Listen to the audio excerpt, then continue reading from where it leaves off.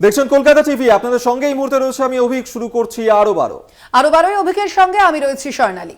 আর স্বর্ণালী, প্রত্যেক মুহূর্তেই আমরা এই মুহূর্তে বাংলাদেশের যে বর্তমান পরিস্থিতি তার আপডেট দর্শকদের কাছে আমরা পৌঁছে দিচ্ছি। তবে এই মুহূর্তে যে ব্রেকিং নিউজ যা একটু আগেও আপনাদেরকে দিচ্ছিলাম সেই খবরেই বরং নজর রাখা যাক।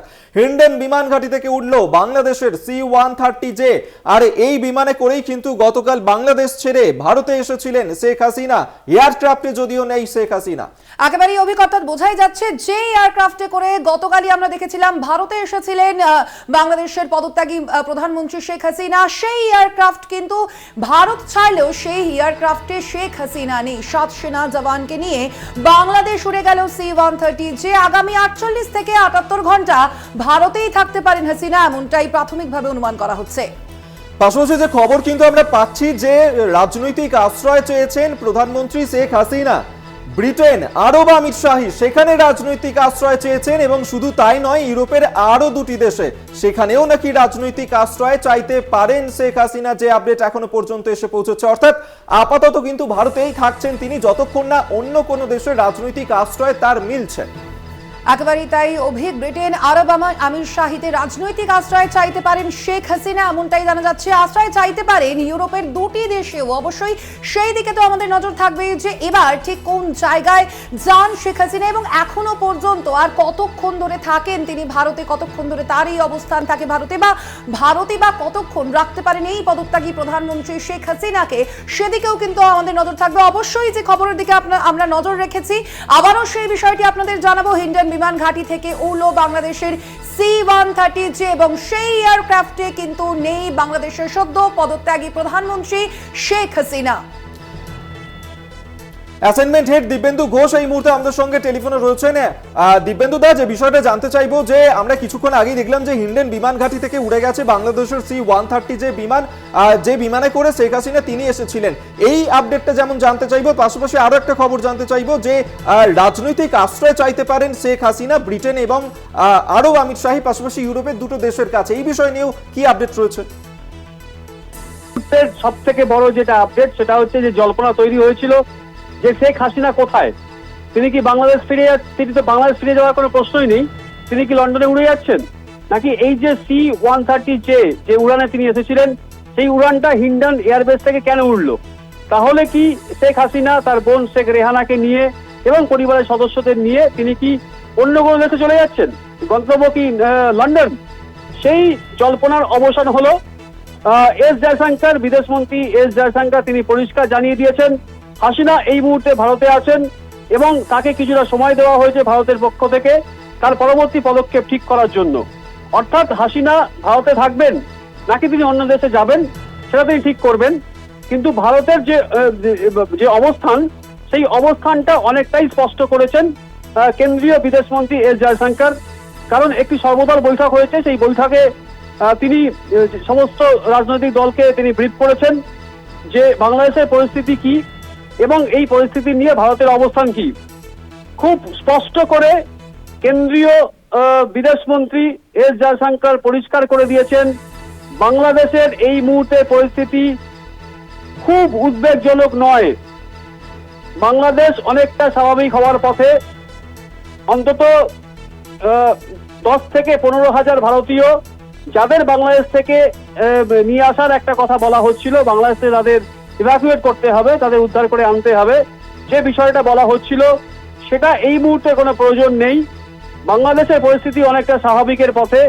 যদিও এই কোটা সংস্কার আন্দোলনের পর অন্তত 8,000 ভারতীয় পড়ুয়া তারা বাংলাদেশ ছাড়ে এবং তারা ভারতে ফিরে আসে, তার মধ্যে বেশ কয়েকজন পড়ুয়া নেপাল এবং ভুটানেরও ছিল। কিন্তু এই মুহূর্তে যা পরিস্থিতি বাংলাদেশের, তাতে সেখান থেকে ভারতীয়দের বের করে আনার কোনো প্রয়োজন নেই।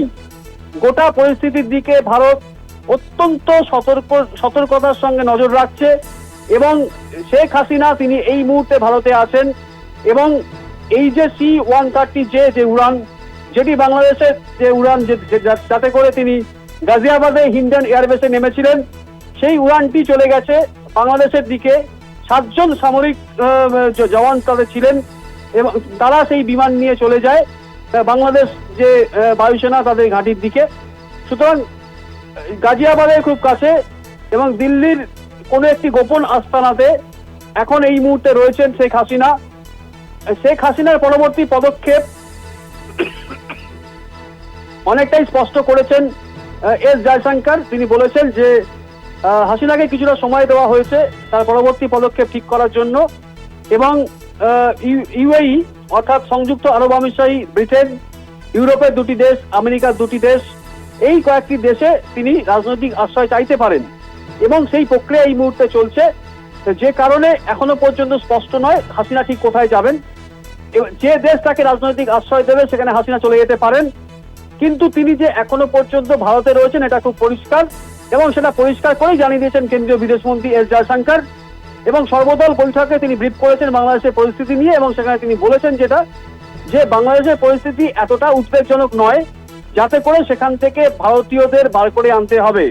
অর্থাৎ বাংলাদেশ যে অনেকটা স্বাভাবিক হওয়ার পথে সেটা কিন্তু খুব স্পষ্ট করেছেন এস জয়শঙ্কর। আমরা জানি যে আজ সকাল 6টার সময় কারফিউ শিথিল করে দেওয়া হয়েছে, এবং বেশ কিছু সরকারি বেসরকারি অফিস, তার সঙ্গে স্কুল কলেজ বিশ্ববিদ্যালয় আরো বিভিন্ন শিক্ষা প্রতিষ্ঠান সেগুলো খুলেছে।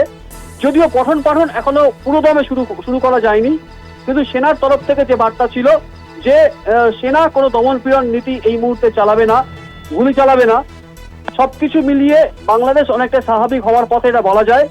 কিন্তু যে ঘটনা গতকাল ঘটেছে, অর্থাৎ শেখ হাসিনা পদত্যাগ করার পর তিনি যখন দেশ ছাড়েন, তারপরে যে হিংসা চলেছে বিভিন্ন জেলাতে, সেই হিংসাতে অন্তত পক্ষে 135 জনের মৃত্যু হয়েছে। বহু আওয়ামী লীগের নেতা নেত্রী, তাদের বাড়ি জ্বালিয়ে দেওয়া হয়েছে, তাদের বাড়ি ভাঙচুর করা হয়, একাধিক থানা ভাঙচুর করা হয়, থানায় আগুন লাগিয়ে দেওয়া হয়। মাশরাফি মুর্তজা, বাংলাদেশ ক্রিকেট দলের প্রাক্তন অধিনায়ক, তার বাড়িতে আগুন লাগিয়ে দেওয়ার ঘটনা ঘটেছে।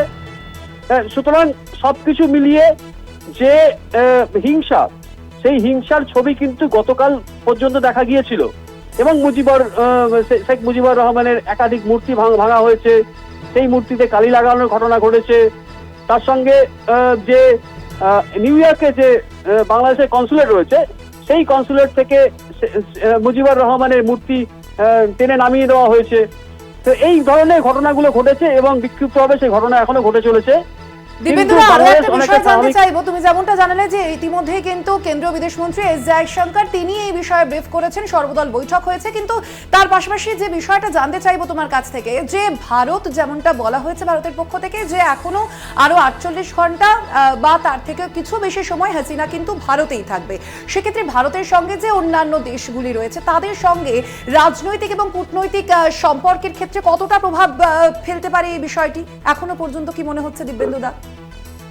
দেখো, রাজনৈতিক প্রভাবের কথা যদি বলো, সব থেকে গুরুত্বপূর্ণ এই মুহূর্তে যদি কূটনৈতিক সম্পর্কের ক্ষেত্রে যদি বলা হয় বা আন্তর্জাতিক সম্পর্কের ক্ষেত্রে যদি বলা হয়, তাহলে বাংলাদেশের যে অস্থির পরিস্থিতি এবং যে অস্থির রাজনৈতিক পরিস্থিতি, সেটা নিয়ে কিন্তু উদ্বেগ হওয়ার কথা ভারতের। কারণ ভারতের সঙ্গে বাংলাদেশের যে দ্বিপাক্ষিক সম্পর্ক, বাণিজ্যিক সম্পর্ক, দুই দেশের একটা বন্ধুত্বপূর্ণ সম্পর্ক যতদিন আওয়ামী লীগ সরকার ছিল, শেখ হাসিনার সঙ্গে প্রধানমন্ত্রী নরেন্দ্র মোদীর একটা ব্যক্তিগত সুসম্পর্ক, পশ্চিমবঙ্গের মুখ্যমন্ত্রী মমতা বন্দ্যোপাধ্যায় তার সঙ্গে একটা সুসম্পর্ক আছে। সবকিছু মিলিয়ে ভারতের যা পরিস্থিতি, এবং ভারত বাংলাদেশ যে সীমান্ত, একটা দীর্ঘ সীমান্ত, অর্থাৎ এই যে সীমান্তবর্তী এলাকা, সেই এলাকাগুলিতে বিএসএফ নজরদারি বাড়িয়েছে। যে অস্থিরতা বা যে হিংসা গোটা বাংলাদেশ দেখেছে, সেই হিংসার আঁচ যেন কোনোভাবে ভারতে না পড়ে, সেটা কিন্তু খুব গুরুত্বপূর্ণ। যে কারণে সব থেকে উদ্বেগ যে দেশে হওয়ার কথা, সেই দেশটা কিন্তু ভারতবর্ষ। সুতরাং এই জায়গায় দাঁড়িয়ে হাসিনার পরবর্তী পদক্ষেপ, ভারতের পরবর্তী পদক্ষেপ খুব গুরুত্বপূর্ণ। কিন্তু ভারত এই মুহূর্তে তাদের অবস্থান কিন্তু অনেকটাই স্পষ্ট করেছে। একবারে অবশ্যই সেদিকে আমাদের নজর থাকবে। আপাতত ধন্যবাদ তোমায় দিব্যেন্দু। আমরা কথা বলছিলাম, ফোন লাইনে ছিলেন আমাদের অ্যাসাইনমেন্ট হেড দিব্যেন্দু ঘোষ। একবারই তাই এই মুহূর্তে বড় আপডেট এসে পৌঁছচ্ছে যে আপাতত ভারতেই তাহলে থাকছেন বাংলাদেশের প্রাক্তন প্রধানমন্ত্রী শেখ হাসিনা। তাকে বেশ কিছুটা সময় দেওয়া হয়েছে সিদ্ধান্ত নেওয়ার ক্ষেত্রে। সেক্ষেত্রে তিনি রাজনৈতিক আশ্রয় চাইতে পারেন বেশ কয়েকটি দেশের কাছে, যেমন ব্রিটেন, আরব আমিরশাহী ইউরোপের দুটি দেশের কাছেও রাজনৈতিক আশ্রয় তিনি চাইতে পারেন। এবং সেক্ষেত্রে যদি রাজনৈতিক আশ্রয় অন্য দেশে তিনি পেয়ে যান, তাহলে তিনি সেক্ষেত্রে সিদ্ধান্ত নিতে পারেন তিনি ভারতে থাকবেন নাকি অন্য কোনো দেশে যাবেন। তবে আপাতত সেই সিদ্ধান্ত নেওয়ার জন্য কিছুটা সময় শেখ হাসিনাকে দেয়া হচ্ছে, যার কারণে আপাতত ভারতেই থাকছেন বাংলাদেশের প্রাক্তন প্রধানমন্ত্রী। একেবারেই এমনটাই জানিয়েছেন কেন্দ্রীয় বিদেশমন্ত্রী এস জয়শঙ্কর। আজই সর্বদলীয় বৈঠক করেন তিনি এবং সেখানেই বাংলাদেশের পরিস্থিতি সম্পর্কে সেখানে কিন্তু বলা হয় এবং তারপরেই সিদ্ধান্ত যেমনটা নেওয়া হয়। তুমি জানাচ্ছিলে অভিক যে শেখ হাসিনা, বাংলাদেশের পদত্যাগী প্রধানমন্ত্রী শেখ হাসিনা, তিনি কিন্তু আপাতত ভারতেই থাকছেন। অবশ্যই সেক্ষেত্রে এর পরবর্তী আশ্রয় কোথায় হয় শেখ হাসিনা, সেদিকে আমাদের নজর থাকবে।